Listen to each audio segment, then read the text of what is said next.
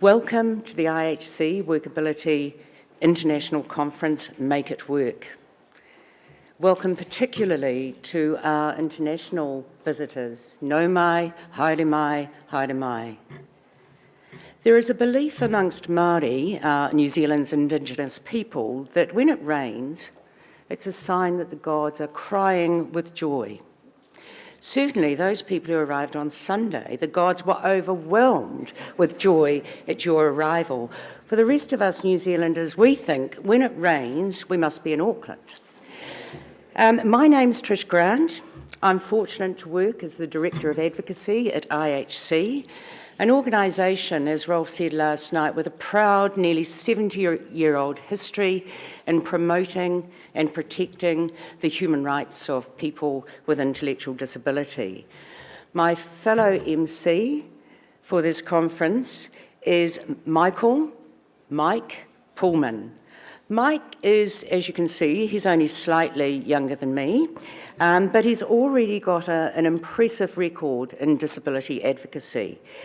He's got a number of other strings to his bow as well, including being a sports commentator, a public speaker, and a communications graduate. He hails from Hamilton, a city just south of Auckland, which we lovingly refer to as the Tron, or the mighty Tron. Mike, any words of welcome from you? Well, hello everyone, and yes, a huge welcome from me. Trish and I want to reiterate and reinforce the welcome extended to you last night by Ralph Jones, Chief Executive of IHC, and Patrick Ma, President of Workability International. We are at the beginning of what is to be an exciting, interesting, and stimulating conference. The conference program is impressive. It brings together international expertise, knowledge, and innovation. Speakers come from a wide cross-section of society with different perspectives and contributions that they can make. We have in this room all the players who, if we work together, can make a substantial difference to employment experiences of people with disability. We have business leaders and recruitment experts. We have providers of disability support, employment support, and one representative from the Ministry of Government. In this room, we also have the people that make it work matters most too, those with disabilities and their families who have had uneven, or more truthfully, extremely poor responses to their rights of employment, rights to have a valued and meaningful role in society, and rights to social security and citizenship. The Make It Work conference organising team is confident that we have a program that offers something for everyone and much to all. It is true that we have a limited range of choices available, but these are all quality choices. This is a boutique, bespoke, intimate kind of conference, if you can have intimacy with 380 participants, but let's give it a go. We want to acknowledge how truly international this conference is. We have in the room people from Australia, Bangladesh, Cambodia, China, Costa Rica, Finland, India, Ireland, Japan, Lesotho, Nepal, Nigeria, Pakistan, Peru, Slovenia, Sudan, Sweden, Switzerland, the UK and the US. So it's a truly international conference. And please be reassured that the New Zealanders in the room will make your stay warm and be welcoming of you. Let's not forget, though, that this conference is not just about the speakers and the rest of us sitting passively. Your contribution as participants will really make this conference zing. Please ask questions in sessions and engage in conversations outside of the formal presentations. What you will take away from this conference will be as much to do with what speakers say as it will be to do with the connections made with others and the conversations had. Right from the beginning of the planning of this conference, IHC and Workability International were clear that we just didn't want another talk fest. We want people to go away with some new thinking, some new ideas, new attitudes, but more importantly, the resolve to take new actions. The task that Mike and I have over the conference time is to ensure that everything runs smoothly over the next 2 days, which includes getting you here on time. And we'll make sure that you do, and please do that for us. We will ensure that you've got all the information that you need to maximise the opportunity that this conference presents. Now, in addition to the conference program that you'll have in your satchels, you will have received email notification of the conference app. I confess to needing a lot of support to download this app, but got there eventually. But you can think of Mike and I as the human version of this app. We'll do a lot more though. We'll smile, we'll answer your questions, we'll send you off in the wrong direction, all that sort of thing. But you may not be aware that the app has a GPS tracking device. So if anyone's thinking of going over and gambling, you know, we've got you covered. No, that's a lie. It doesn't. Don't worry. But please enjoy the conference. Mike. The title for the conference, Make It Work, is deliberately provocative. This conference squarely faces the issue of unacceptably low employment rates for all people with disability and how that is linked to poor life experiences and outcomes. The task of this conference is to identify what actions need to be taken, who needs to be involved to ensure Making It Work is about work and working together.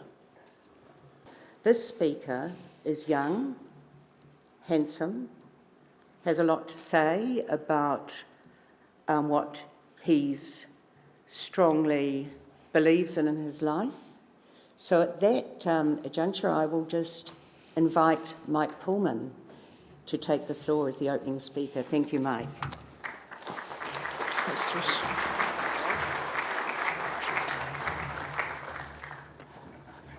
Just put my chair up, guys. See you all. What a crowd. This is awesome.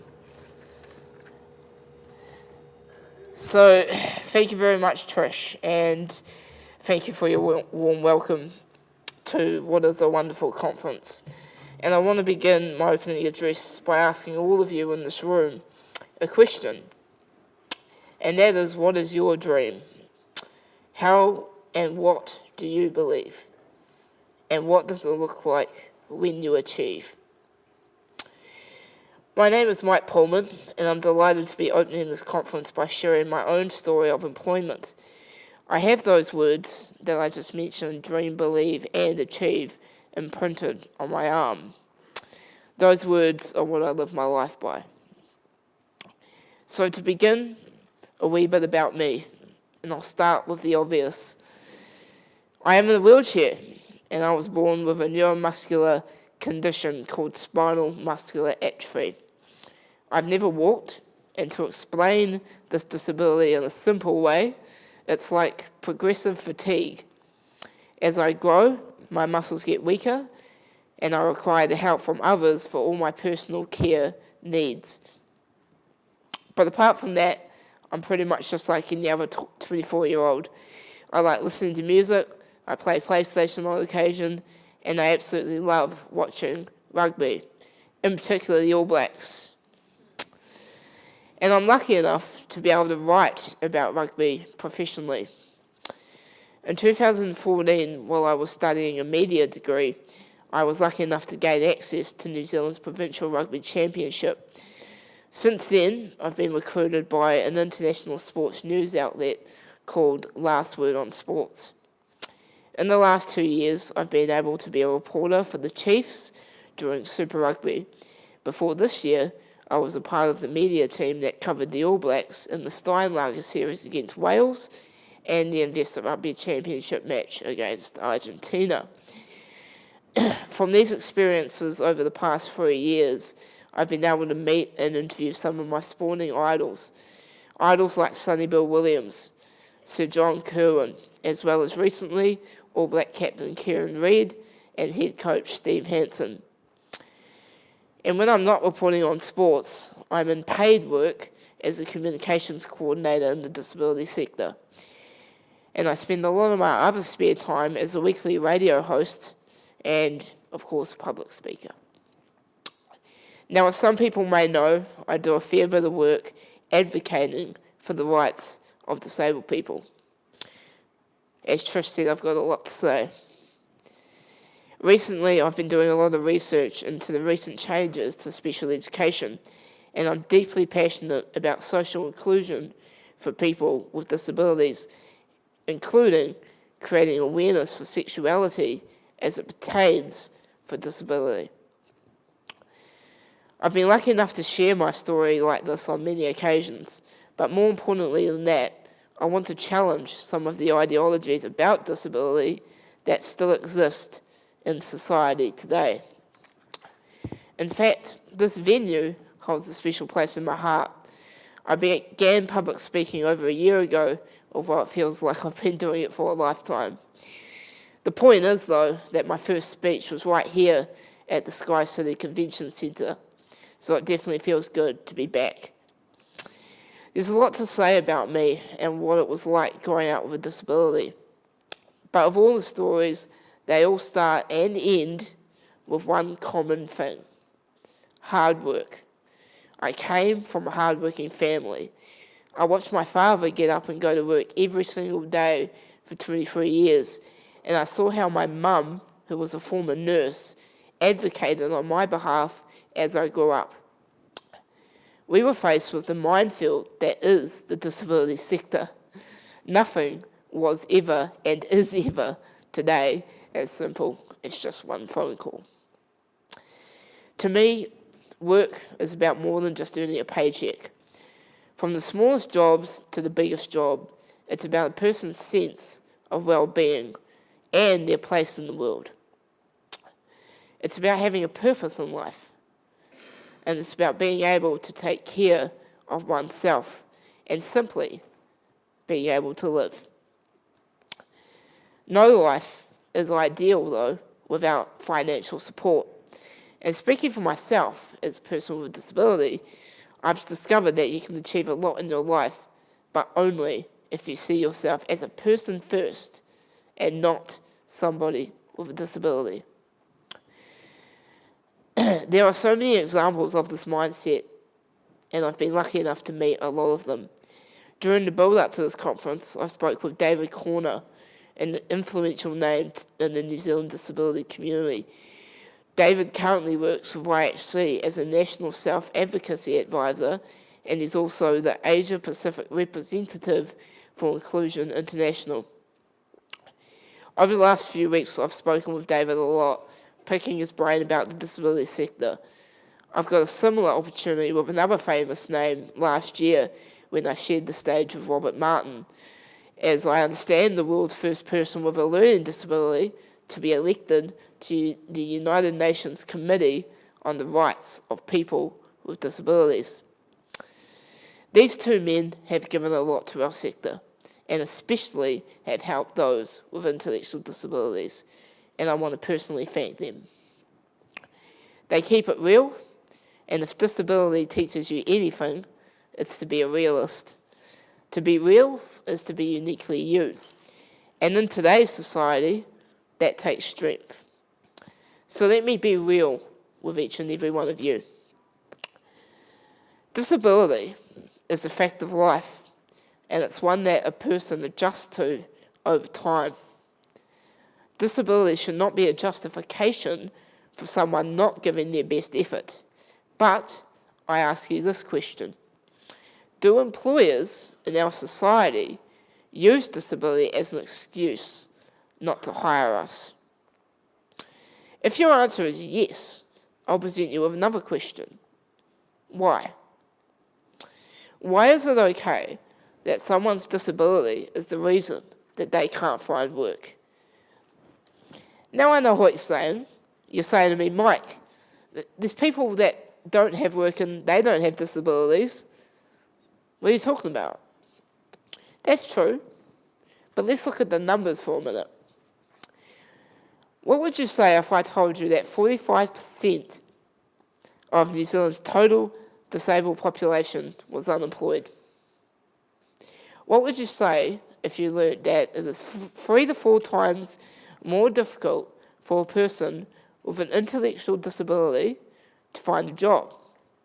And finally, did you know that New Zealand has no specific employment targets for a person with a disability? I could go on, but I feel that now you've probably guessed that I'm not talking about myself and my personal journey with you. I'm trying to get to a bigger issue here. And I'm curious about something.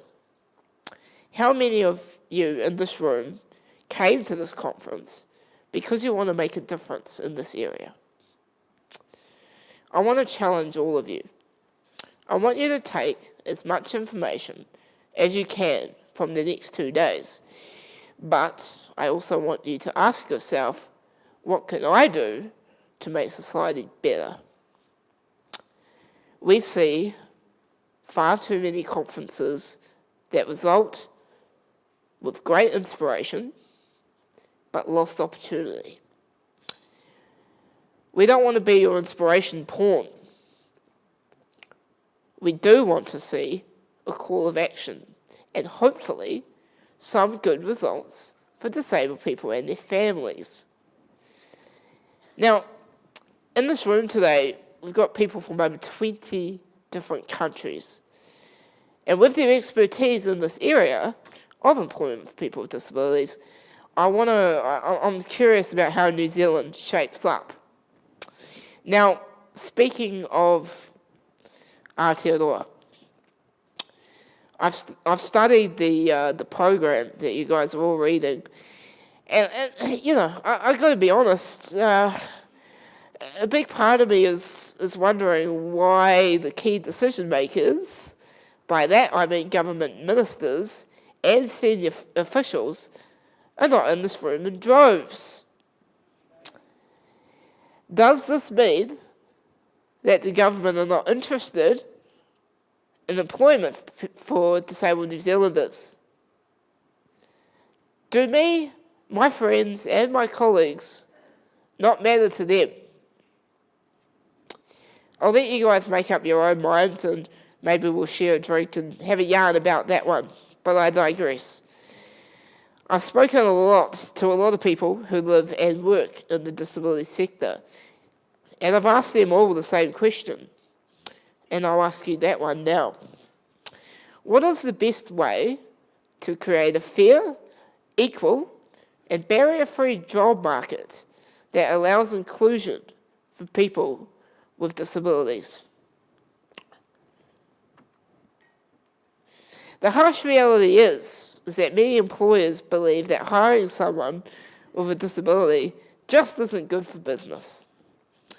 Another reality is that for those people with disabilities who actually do find some kind of work, often they will be receiving equal to, and in some cases beneath, the minimum wage. In day programs, or vocational services as we like to call them, people with disabilities are often tricked into thinking that they go to these things because it's their job. They aren't earning a cent, and in many cases they know it. But they'll settle for it because if nothing else, it gives them a sense of purpose to their lives. The truth is, there's actually a lot more opportunity for New Zealand's workforce to be fully inclusive than a lot of us realise.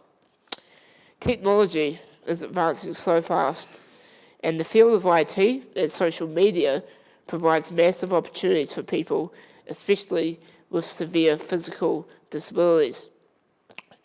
The ways in which people can work is changing, and with so much online-focused content today, one could argue that those with disabilities have more of an accessible platform to enter the workforce than ever before. The journey towards employment starts with the education that people receive in school. The recent changes to the special education have sparked a lot of discussion, and I question if the Ministry of Education truly grasps the impact that an unfair and unbalanced school life has on transition into work later on in life. Our education must be inclusive, because this will create better awareness for the future business owners and employers who could even be disabled.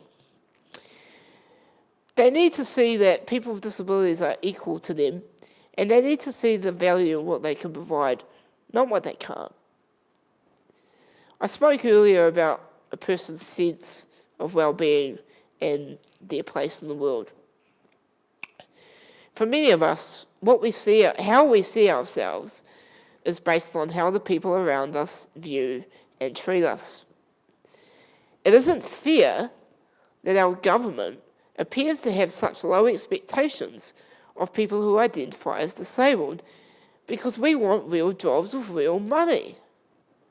The government have actually provided a disincentive for many disabled people to seek work. And let me give you a personal example of this. And, I would actually love people to raise their hands if they can identify with this one. When I began working, and in fact, actually even now, this is still a slight restriction, if I, as a disabled person, take on paid hours of work, will I be worse off financially? Will I lose access to my benefit? I might not be in a position to work full time. I only have a limited amount of energy and access to transport each day. So I need the buffer that my benefit provides to be stable in my home. Some people with ignorance would say that I'm double dipping, or that I shouldn't get the benefit if I am in paid work. But physically, I'm unable to work a 40-hour week, and I need the added stability should my health suddenly decline. Anyone in this room had a situation, someone who's... This whole discussion comes back to society's sense of awareness. And it appears that it's up to us to change that awareness, because there's a difference between societal ignorance and actual fact. Here's an actual fact. This conference is for you. A person who just so happens to have a disability or just so happens to work in this wonderful community. In order to make it work, we have to work together. We must never shy away from that. But we also need to acknowledge that for a lot of the organisations in this sector, there simply needs to be a change in the agenda. It isn't about strategic priorities and government contracts. It is about representing the views of the many and not just the few. Change requires discussion and an action to follow. Change isn't about big buzzwords or sharing inspirational stories. It's about the results that follow a conference like this. And I want all of you to ask yourselves, why are you here? Do you want a job, or do you want to make a difference? Never lose sight of the difference that you are trying to make. For me, I want to make many differences, but there's two in particular. Fair and equal employment for people with disabilities, and I really want to see disabled people's self-confidence increase. It's not too much to ask, is it? And I'd like to thank IHC and Workability International for hosting this conference, and I'd like to thank each and every one of you for being here. But again, I'm going to challenge you. We have to make this conference mean something. If government were here, they would talk about the investment approach that they are prioritising. Well, I say to you, let's invest in all and not some. Let's invest in a better future, because I promise you, society benefits when we can get it right for people with disabilities. Ladies and gentlemen, you're a wonderful crowd. Thank you so much for listening.